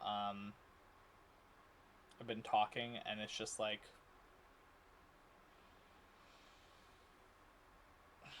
I don't want to post this video as part of the thing.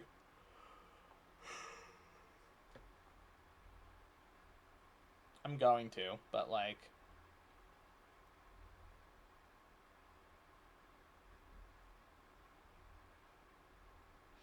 whatever. I've given up on understanding why I say what I say when I say it for the videos specifically, because I'm pretty sure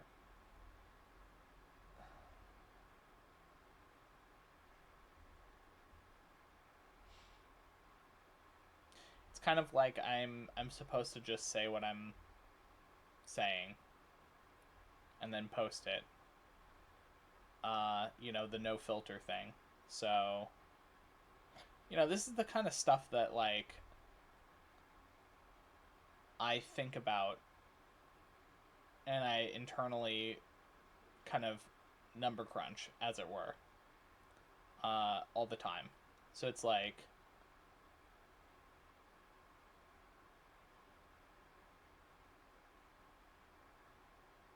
yeah, I don't know.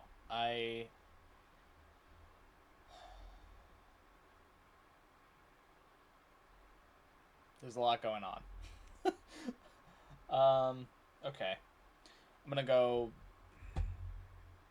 put on the book and go to the gym or something. I haven't gone to the gym in 2 sessions now, 3 sessions. I don't remember. I think I went on Monday, but I didn't go on Wednesday. Or was it I didn't go Monday and Wednesday? I don't fucking know. I'm gonna do a workout either way. So, all right, bye. I guess enjoy the 2-hour video. All right, bye. Hello, it is 8:17, 8:18. I went for a walk. Didn't go to the gym.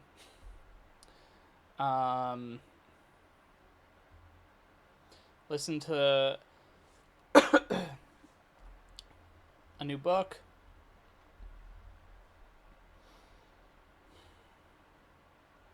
I don't know, I just feel this, like, melancholy.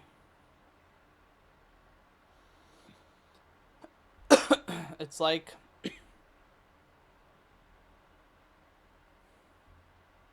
tomorrow I'm just going to be packing, and then I'm on the trip. Still haven't gotten a hotel for this new venture. I'm not really sure what I'm going to do there. I don't think I'm going to have time to set one up. Well, I mean, I guess I could technically set it up on the plane. I could just buy Wi-Fi. But I don't know. I kind of just feel like I'm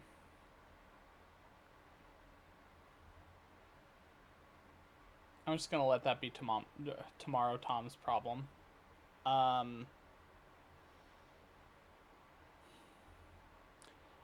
Ate some fruit. I got a little fruit, an exotic fruit, little pre-cut up thing. And, it was good. I had my vegetables in the morning, and then I had some skewered like mushrooms and tofu, okra. What was the other one? All right, cucumber. And then a little tiny bowl of udon. Basically, just in probably the saddest excuse for miso soup I've ever seen. It was very light. It had like 4 little slices of green onion, or the scallions, the little circular guys, and or is that scallion? What kind of onion? Well, whatever. You guys know what I'm talking about. Um, and then I had some little stacked eggs. I don't know. That's the best way to describe. It's basically just cold egg, but it's like prepared a certain way to have a little sweetness to it. Uh, and it's just little chopped up pieces. So I don't know.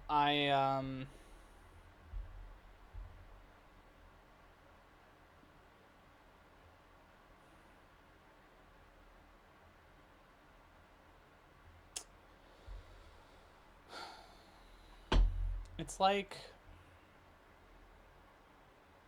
I can just feel that things won't be the same, and I won't be able to go back. So even though I haven't been incredibly present because I've been listening to my book, I made sure to take them off when I went and walked in the little forest thing. My headphones, that is. And I saw an owl. Was just staring at me. That was kind of creepy, but yeah. I think you guys might be able to just tell my energy is just kind of deflated today. Not because I don't actually have energy, but it's like that melancholic mood of like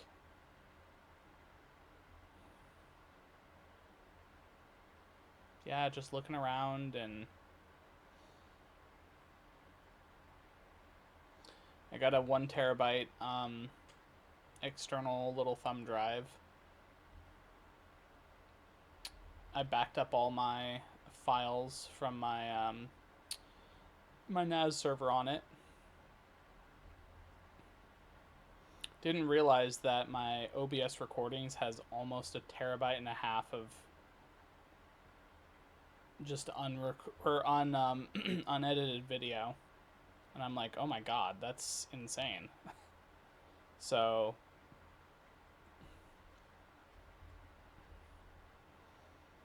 it's kind of crazy, but I don't know.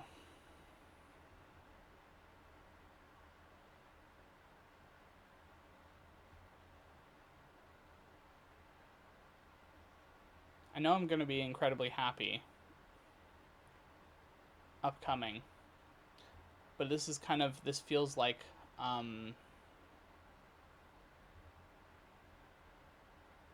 the melancholy of how quiet and unknown I feel now. Because, right now I'm very unknown. No one knows me, really. Like, and I know that's coming to an end, for better or for worse. And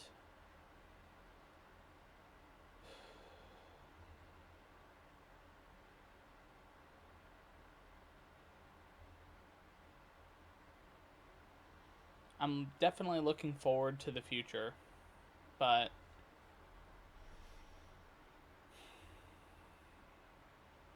having a really relaxing day of just doing basically nothing. I've done that for the past like 2 days. Um,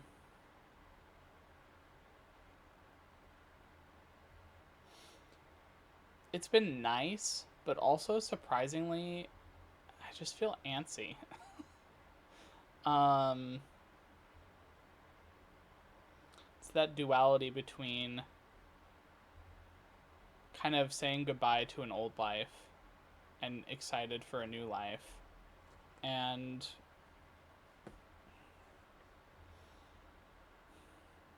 I don't know.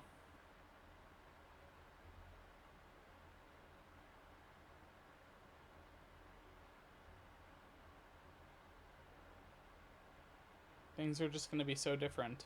So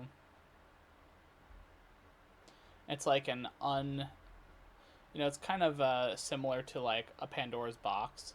But if the Pandora's box is like filled with good things and like things that you're going to be excited about, where once you open it, you can't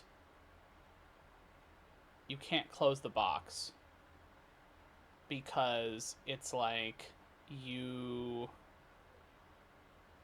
know how fulfilling and amazing the new tier of reality that you step into, but it does come with its challenges.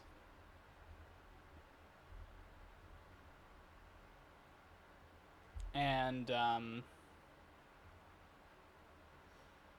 one of them is the lack of quiet.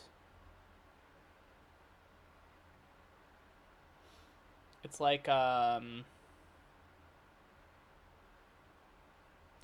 a whole new host of things that I have to worry about that I never even thought I'd have to worry about.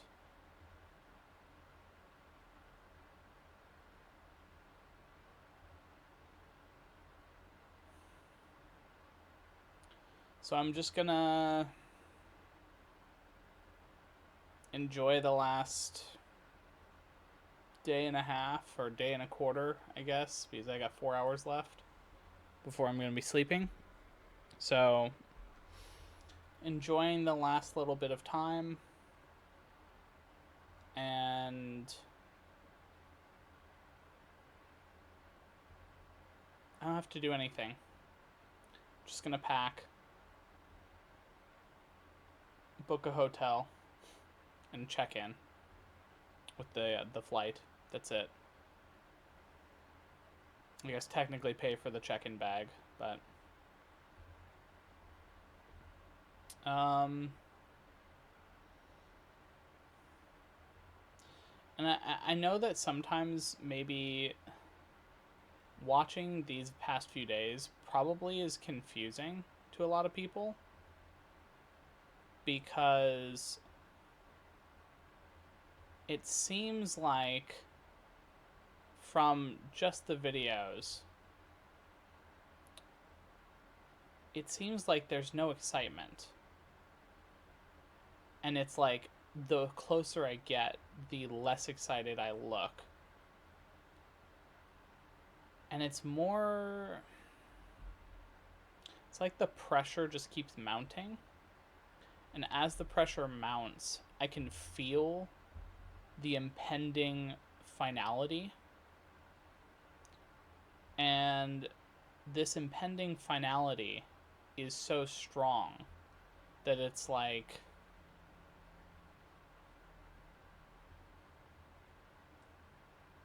I don't know. I just get the feeling that even if I want to go back to the way that I used to, once I get on that plane, it's no longer going to be an option because all the things are kind of in motion.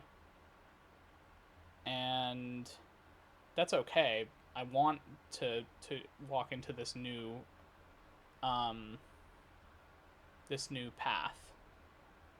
And I'm already on it. It's kind of like I've seen the cracks. And I'm like, well, I can't just not go the whole way.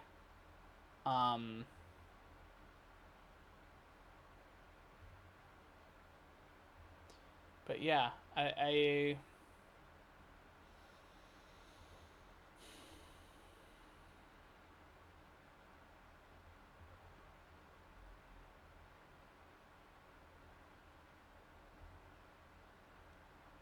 not going to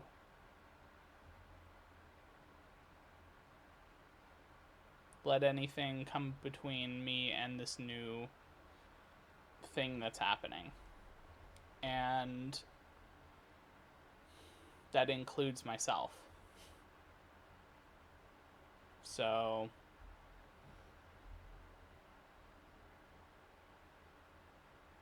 or at least, not necessarily, like, I'm not fighting myself, but it's more about, like,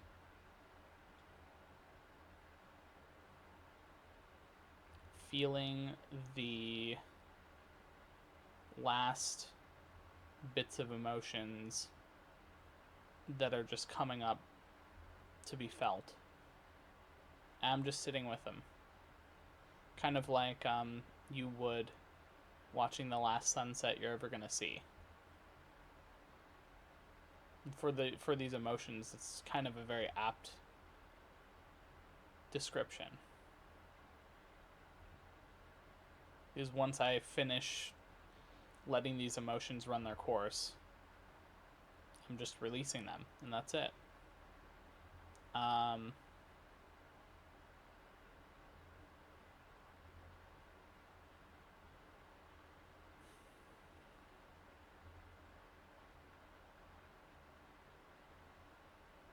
You know, I've talked about in the past the idea of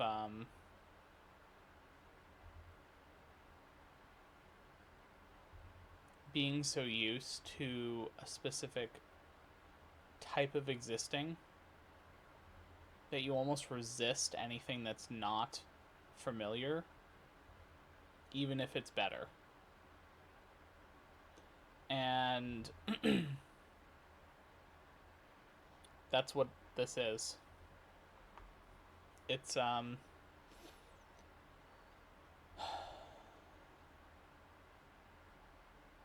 resisting because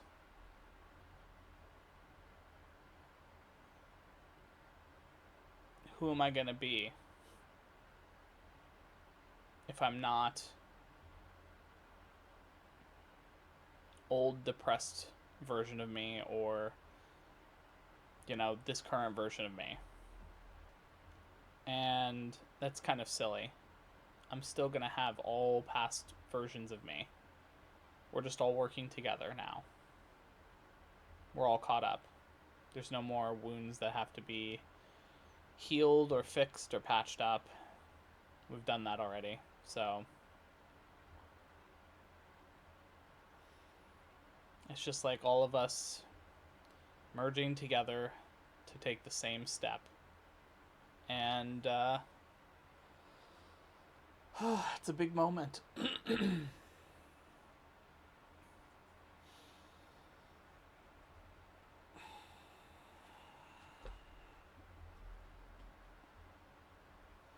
going to look back on this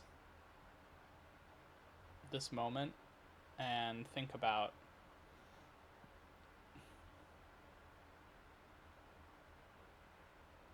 just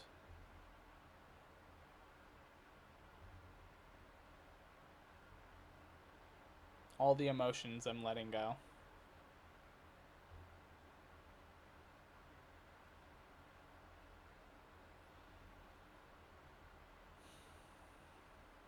All right.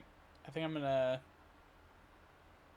to go, but yeah, tomorrow the last day. So, I guess I'll see you all tomorrow. Bye.